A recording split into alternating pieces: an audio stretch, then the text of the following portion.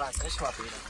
તડકો લાગે તડકો ભાઈ અને આખી એને બધી પ્રોબ્લેમ છે. પ્રોબ્લેમ તો ભાઈ અત્યારે તમારા ભાઈથી બહુ મસ્ત મજાનું કાંડ થઈ ગયું છે. બધી ધોળી તપેલિયું કાળી કરવામાં તમારા ભાઈનો છે. પેલી કહેવત નથી કે કરવા જાય હારું ને થઈ જાય કાંડ, એવું મારી હારે થયું. બસ ખબર તો હતી ને તને.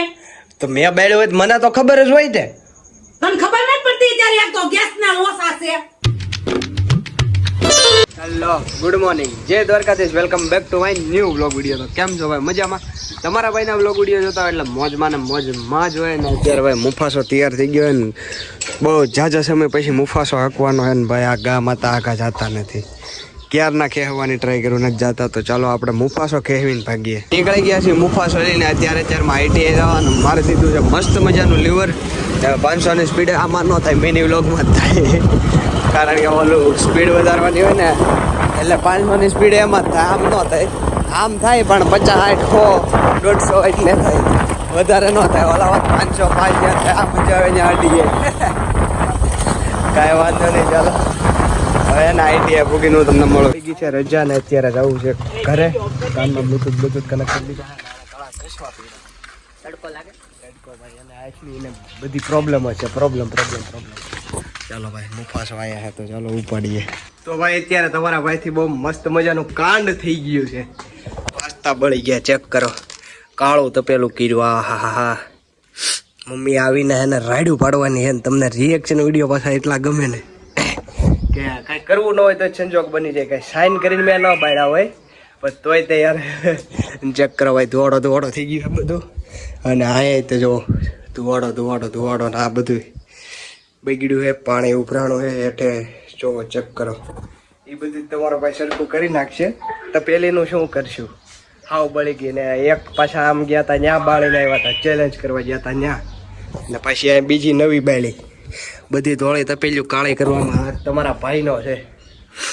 કાંઈ વાંધો નહીં, ચાલો જોઈએ રાતે શું થાય છે. પાસ્તા તો થોડા ખારા રહી ગયા હે, જોઈએ હવે વઘારશું કે નહીં વઘારશું. બાકી તપેલી તો સાફ થોડી ઘણી હું કરું, બાકી સાંભળવાનું જ છે જ તે. પેલી કહેવત નથી કે કરવા જાય સારું ને થઈ જાય કાંડ, એવું મારી હારે થયું.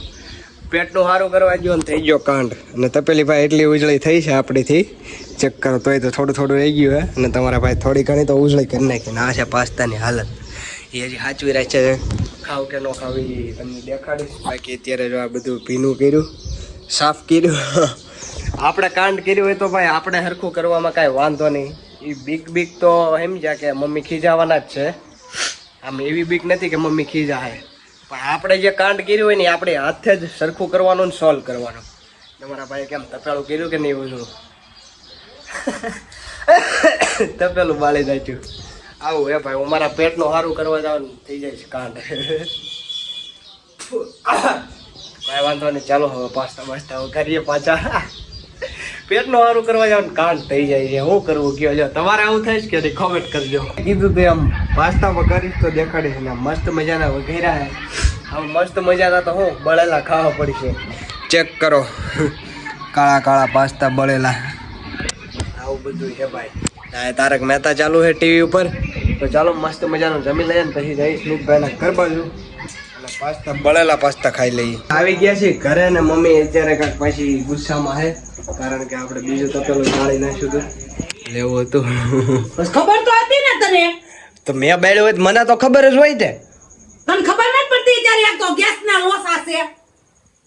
અરે એમ ગેસ નથી બળ્યો, ખાલી પાણી બળી ગયું ને ત્યાં પૂરું થઈ ગયું. પાણી એક કાળું કર્યું છે, એ કાળું તારો બાપ ગુડવાનું હોય.